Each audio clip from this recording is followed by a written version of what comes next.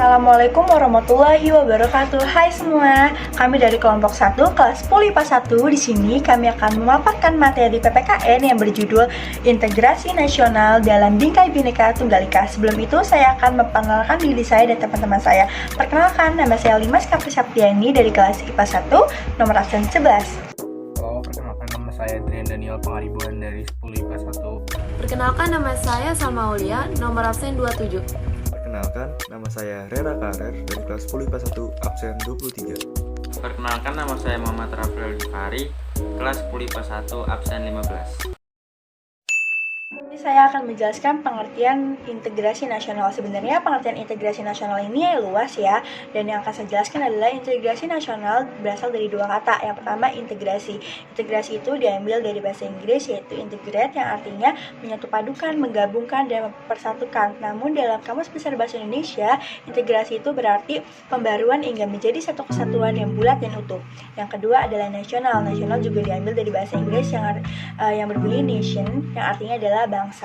Nah, sedangkan dalam Kamus Besar Bahasa Indonesia, integrasi nasional itu memiliki arti politis dan antropologis yang juga ketika disimpulkan adalah mempersatukan bangsa. Sini saya juga akan menjelaskan beberapa pengertian integrasi dari para ahlinya. Yang pertama itu ada William Howard. Nah, menurut ia, integrasi bangsa berarti penyatuan bagian yang berbeda-beda dari suatu masyarakat menjadi suatu keseluruhan yang lebih utuh, atau menyatu padukan masyarakat kecil yang jumlahnya banyak dalam suatu kesatuan bangsa. Yang kedua adalah menurut Myron Wiener.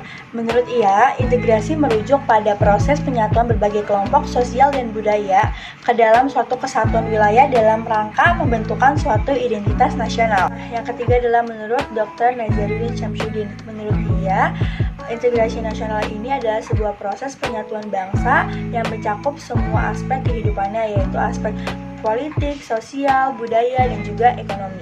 Yang terakhir ini menurut Sujati Jiwandono. Menurut ia adalah integrasi nasional ialah cara bagaimana kelestarian persatuan nasional dalam arti luas dapat didamaikan dengan hak menentukan nasibnya sendiri atau nasib sendiri.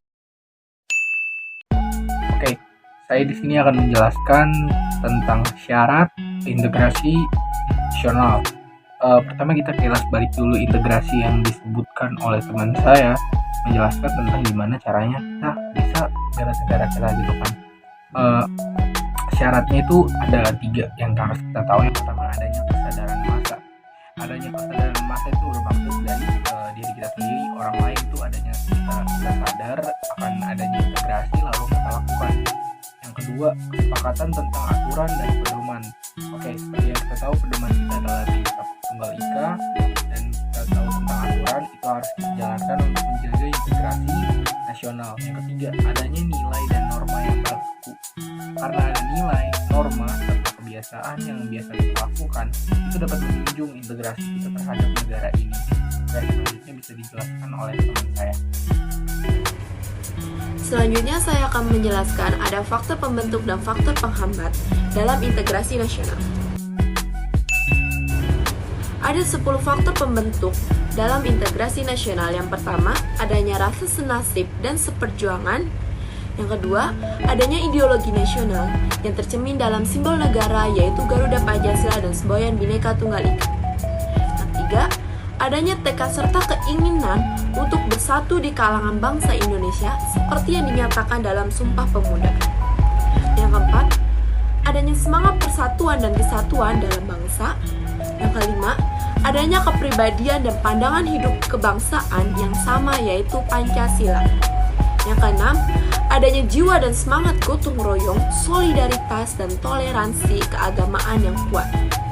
Yang ketujuh, adanya rasa senasib sepenanggungan akibat penderitaan penjajah. Yang kedelapan, adanya rasa cinta tanah air dan mencintai produk dalam negeri. Yang sembilan, penggunaan bahasa Indonesia. 10, munculnya semangat nasionalisme. Ada 4 faktor penghambat dalam integrasi nasional. Yang pertama, kurangnya penghargaan terhadap kemajemukan yang bersifat heterogen. Yang kedua, kurangnya toleransi antar golongan. Ketiga, kurangnya kesadaran dari masyarakat Indonesia terhadap ancaman dan gangguan dari luar. Yang keempat, adanya ketidakpuasan terhadap ketimpangan dan ketidakmerataan hasil-hasil pembangunan. Nah, dari tadi kan pada ngomongin tentang integrasi nasional. Sekarang mari kita lihat salah satu contohnya, yaitu Bhinneka Tunggal Ika. Kata Bhinneka Tunggal Ika itu sendiri diambil dari kutipan Kitab Suta Soma, karangan Empu Tantular. Semboyan negara ini diambil dari bahasa Jawa kuno. Kata Bhinneka artinya beraneka ragam atau berbeda-beda. Kata tunggal artinya satu, sedangkan ika artinya itu. Secara harfiah, Bhinneka Tunggal Ika diterjemahkan menjadi beraneka satu itu. Tetapi makna sesungguhnya yaitu berbeda-beda, tetapi pada hakikatnya bangsa Indonesia tetap satu kesatuan. Semboyan ini sendiri dipakai sebagai gambaran persatuan dan kesatuan bangsa dan negara Republik Indonesia. Indonesia sendiri atas beraneka ragam budaya, bahasa daerah, ras, suku bangsa, agama, dan kepercayaan. Fungsi mendasar Bhinneka Tunggal Ika adalah landasan persatuan dan kesatuan. Pada dasarnya, setiap kelompok memiliki kekurangan dan keunggulan masing-masing. Peran semboyan negara untuk membentuk dan menanamkan pada masyarakat tentang keberagaman sehingga tak memicu konflik apapun. Nah, untuk selanjutnya bisa dilanjutkan oleh teman saya. Bagaimana sikap dalam menjaga keutuhan NKRI? Bagi rakyat Indonesia, Pancasila merupakan pedoman yang mengatur seluruh sendi-sendi kehidupan masyarakat. Hal itu pula yang mendorong terciptanya cinta tanah air dan menjaga keutuhan negara kesatuan Republik Indonesia. Untuk itu, pendidikan Pancasila sangat penting ditanamkan kepada seluruh rakyat Indonesia agar mampu bersikap dan berpedoman pada Pancasila.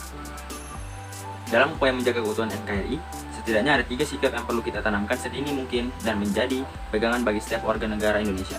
Adapun sikap-sikap tersebut adalah: yang pertama ada cinta tanah air.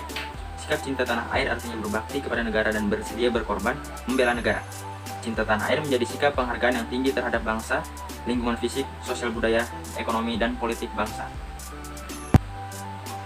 Cinta tanah air dapat diwujudkan melalui berbagai cara, yaitu menjaga keamanan wilayah negara dari ancaman yang datang dari luar atau dalam negeri, menjaga kelestarian lingkungan, mengolah kekayaan alam dengan menjaga ekosistemnya, rajin belajar guna menguasai ilmu pengetahuan dari berbagai disiplin untuk mengabdi kepada negara.